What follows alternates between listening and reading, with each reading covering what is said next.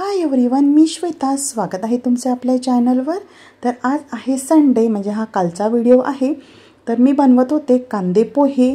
Actually रोज मी कांदे पोहे नाही बनवत, सुट्टीच्या दिवशी किंवा संडेलाच कांदे पोहे बनत असतात. कारण सकाळी कोणी नाश्ता करत नाही, सगळे टिफिन घेऊन जातात. म्हणजे मुलाचासुद्धा स्नॅक्सचा टिफिन असतो आणि मिस्टरसुद्धा नाश्ता सोबत घेऊन जातात. तर त्यामुळे पोहे जे आहे ते थंड झाल्यावर चांगले लागत नाही खायला.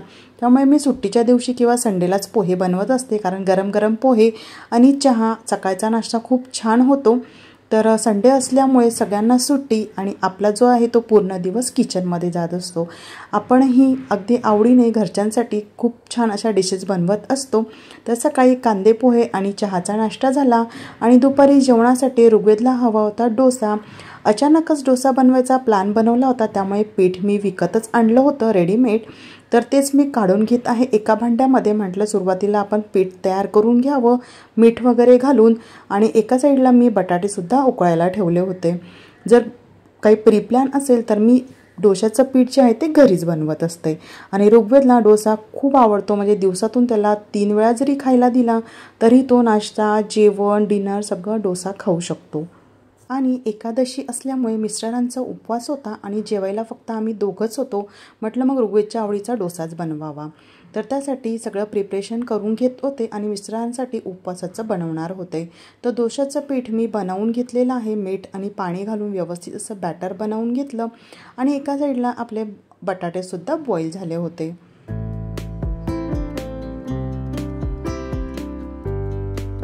सगळे घरी असल्यामुळे छान गप्पासुद्धा सुरू होत्या. संडेचा दिवस म्हणजे जर आपल्या मनात आलं तर आपण तो आनंदीसुद्धा घालवू शकतो, छान छान डिशेस बनवून किंवा आपल्याला जे आवडीचं काम असतं ते करून.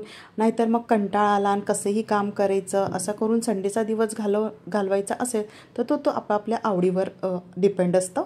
तर छान मी पीठ बनवून घेतलं आणि त्यानंतर भाजीची तयारी करत होते. तरी ते कांदा कट करून घेत आहे. कांदा, हिरवी मिरची, कढीपत्ता अशी मी भाजीला फोडणी देणार आहे.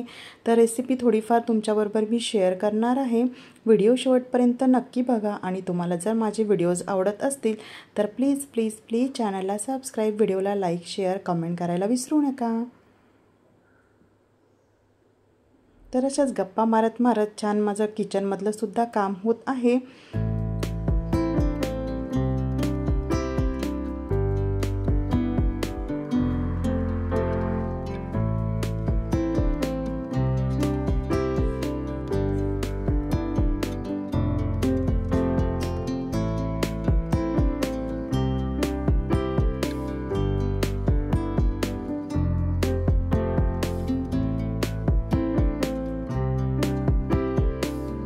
भाजी फोडणी देण्यासाठी फ्रायपॅनमध्ये मी 2 मोठे चमचे तेल, यामध्ये जिरे आणि मोहरी ॲड केलेली आहे. व्यवस्थित फुलल्यानंतर आपण यामध्ये बारीक चिरलेला कांदा आणि हिरवी मिरची घालून घेऊया. लगेचच मी कढीपत्तासुद्धा घातलेला आहे. कढीपत्ता कांदा घातल्यानंतर घालावा, म्हणजे ते हातावर उडत नाही. कांदा सोनेरी रंग येईपर्यंत आपल्याला परतून घ्यायचा आहे. ऋग्वेदसुद्धा खात असल्यामुळे मी यामध्ये तिखट वापरणार नाही, फक्त हिरवी मिरची वापरलेली आहे.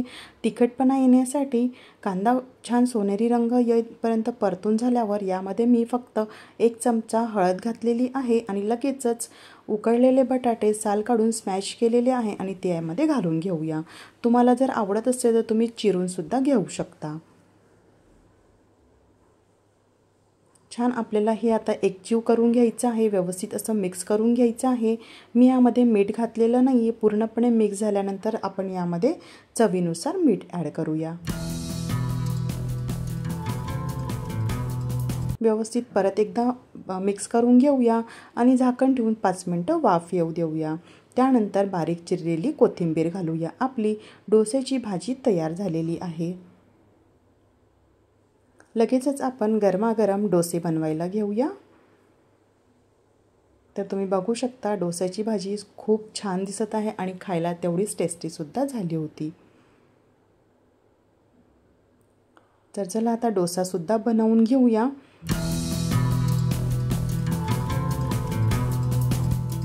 तवा ऑलरेडी सेट आहे, म्हणजे या तव्यावर डोसा कधीही चिटकत नाही. हा तवा ऑलरेडी सेट झालेला असतो. कारण हा डोशाचाच तवा आहे। डोसा मी पसरवून घेतलेला आहे आणि हाय फ्लेमला याला छान असा आपण शिजवून घेऊया। वरून थोडं तेल घालून घेऊया म्हणजे डोसा आपला छान कुरकुरीत होतो आणि कलरसुद्धा ब्राऊन येतो।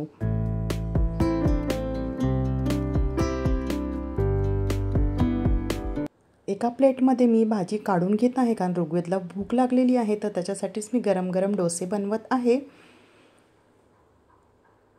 तर तुम्ही बघू शकता आपला मस्त असा डोसा तयार झालेला आहे। तो आपोआप असा निघायला येतो तव्यावरून। तुम्ही बघू शकता याला कुठल्याही प्रकारचा आपल्याला जोर जबरदस्ती करून काढावा लागत नाही। तर आपला डोसा तयार आहे। त्यानंतर परत एकदा तुम्हाला मी डोसा बनवून दाखवते। तर तवा सेट करण्यासाठी म्हणजे आपण एक डोसा बनवला होता, त्यानंतर तवा गरम असतो आणि गरम तव्यावर डोसा होत नाही, त्यासाठी थोडंसं पाणी घालावं तव्यावर आणि एका कापडाने पुसून घ्यावा। गॅस तुम्ही बघू शकता बंद केला होता। त्यानंतर डोसा पसरवून त्यानंतर गॅस ऑन करावा म्हणजे आपला दुसरा डोसासुद्धा छान पहिल्या डोसासारखा कुरकुरीत होतो। तुम्ही बघू शकता अशा पद्धतीने। तर आम्ही छान गरम गरम डोस्याचं जेवण केलेलं आहे। त्यानंतर 4 वाजता मिस्टरांसाठी खिचडी बनवत होती साबुदाण्याची। ते तसंही काही खात नाही उपवासाला, फक्त फ्रूट्स वगैरे खातात, पण आपलंच मन होत नाही की त्यांना उपाशी ठेवायचं दिवसभर, त्यामुळे मग मी त्यांच्यासाठी खिचडी बनवत होते। तर शेंगदाणे जे आहे ते भाजून घेतलेले आहे मिक्सरच्या भांड्यामध्ये आणि आपण काढून घेऊया। बारीक कूट करण्यासाठी थोडे थंड होऊ देऊयात।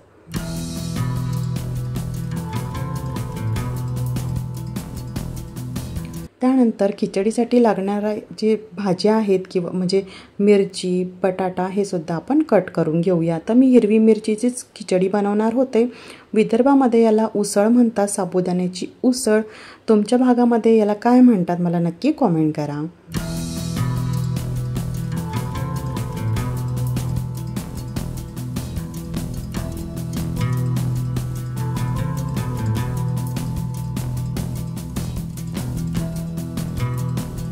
एक बॉईल केलेला बटाटासुद्धा मी कट करून घेत आहे म्हणजे त्याचे साल काढून घेणार आहे आणि कट करणार आहे।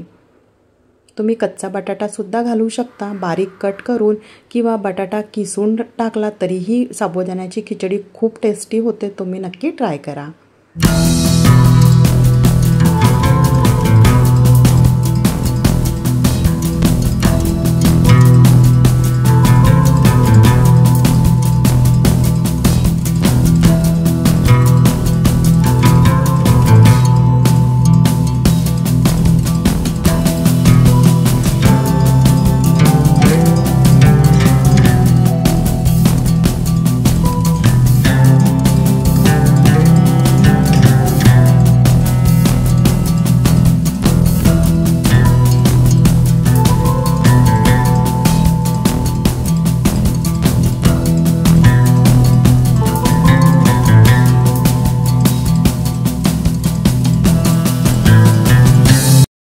शेंगदाण्याचा कूट करून घेतलेला आहे आणि साबुदाण्यामध्ये त्याला मिक्स करून घेऊया। असं केल्यामुळे साबुदाणा कढईला चिटकत नाही आणि आपली खिचडी जी आहे ती छान मोकळी होते। व्यवस्थित असं आपण मिक्स करून घेऊया। तुम्हाला हवं असल्यास यावरच तुम्ही मीठसुद्धा घालू शकता आणि व्यवस्थित मिक्स करून घेऊ शकता। मी फक्त शेंगदाण्याचा कूट घातलेला आहे आणि साबुदाणा शेंगदाणे छान मिक्स करून घेत आहे। त्यानंतर कढई गरम करायला ठेवूया। कढई गरम झाल्यानंतर 2 मोठे चमचे तेल किंवा तूप तुम्ही घेऊ शकता। 1 चमचा जिरे घालत आहे। तुम्ही जर उपवासाला जिरे खात नसाल तर स्किप केलं तरीही चालेल। बटाटा आणि हिरवी मिरची घालून घेऊया। 2 ते 3 मिनिटं आपल्याला मिरची आणि बटाटे तेलामध्ये छान फ्राय करून घ्यायचे आहे। तुम्ही मिरची कमी घातली असेल आणि तुम्हाला तिखट हवं असेल तर तुम्ही यामध्ये लाल मिरची पावडरसुद्धा घालू शकता। 2 ते 3 मिनिटं छान परतल्यानंतर आपण यामध्ये साबुदाणा आणि शेंगदाण्याचं मिश्रण घालून घेऊया आणि लो टू मीडियम फ्लेमला छान असं परतून घेऊया।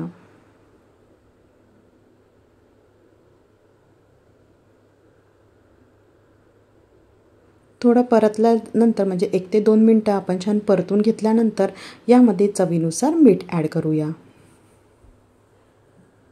त्यानंतर अर्धा चमचा साखरसुद्धा ॲड करूया। मी यामध्ये लिंबाचा रस घालणार आहे, त्यामुळे आंबट गोड साबुदाण्याची खिचडी खूप भारी लागते. तर अर्धा चमचा मी साखरसुद्धा ॲड केलेली आहे आणि व्यवस्थित असं मिक्स करून घेऊया.